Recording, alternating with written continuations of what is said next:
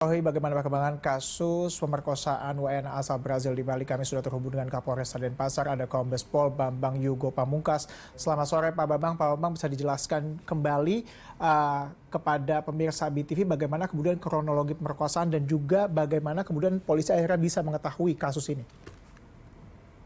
Terima kasih, selamat sore pemirsa. Jadi memang kejadian ini dilaporkan di tanggal 7 di hari Senin.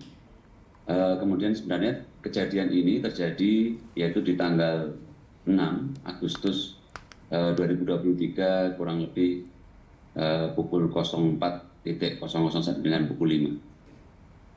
Dapat disampaikan bahwa memang korban itu melaporkan di tanggal 7, kemudian setelah di tanggal 7 tim kami bekerja, kemudian kami juga menemukan tersangka, yaitu kita tangkap di daerah Pasuruan, Jakarta Timur. Tentunya ini merupakan kerjasama yaitu antara tim khusus yang dibentuk oleh Polresta Denpasar dengan Polres Pasuruan sehingga bisa menangkap pelaku. Oke, Pak, apakah kemudian dari keterangan sementara si pelaku ini, apakah ini sudah direncanakan atau ini adalah kejadian yang spontan begitu?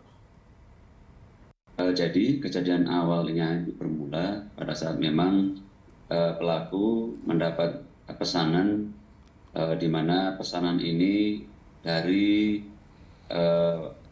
salah satu guest house di Uluwatu dengan tujuan di mana tempat korban menginap, yaitu di Uluwatu Soft Villa. Kemudian pada saat di jalan karena pelaku melihat korban perempuan dan kemudian memakai pakaian yang mini, kemudian secara spontan maka pelaku mempunyai niat dan kemudian pada saat di jalan yaitu diajak ngobrol berdua antara pelaku dan korban sehingga korban tidak melihat peta dan kemudian diarahkan ke Jalan Yang-Yang.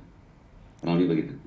Oke, Pak, ini hukuman apa yang kemudian berpotensi akan dikenakan kepada pelaku yang apakah juga sudah ditetapkan sebagai tersangka kah si pelaku ini?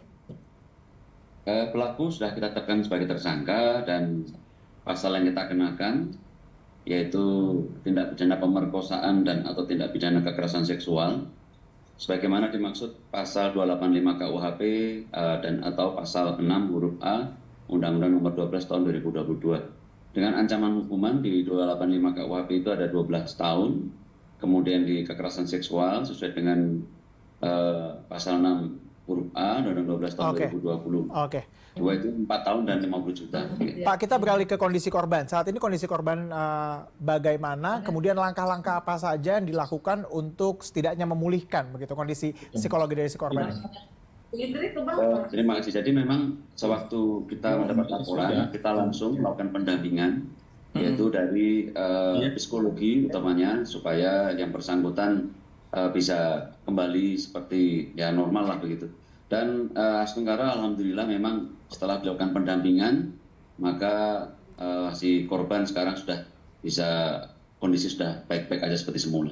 Apakah kemudian ada koordinasi yang dilakukan begitu dengan pihak kedutaan Brazil? Karena kan ini menyangkut warga negara orang lain ya Pak ya? Ya kita lakukan koordinasi, kita berikan kepada kebetulan ada perwakilannya di sini. Jadi kita berikan bahwa kita kasih tahu bahwa yang korban sedang mengalami korban tindak pidana dan itu sudah disampaikan kepada pihak konsulat. Oke, Pak, korbannya sendiri saat ini apakah masih di Bali atau sudah pulang ke Brazil? Untuk korban sampai saat ini, jadi tanggal 24 datang di sini dan masih ada di daerah Pecatu di vilanya. Oke, artinya secara kondisinya sudah membaik. Ini secara fisik atau secara psikologis, Pak? Secara fisik dan psikologis sudah baik. Sudah ya. Baik ya. Baik. Dan kita lakukan secara berkala, kita lakukan pendampingan secara psikologi dan kita dari klinik Polres selalu rutin melakukan pengecekan kesehatan juga. Baik. Terima kasih Kapolresta Denpasar Kombes Pol Bambang Yugo Pamungkas yang telah mengupdate informasinya untuk Berita Sore hari ini. Selamat bertugas kembali, Pak.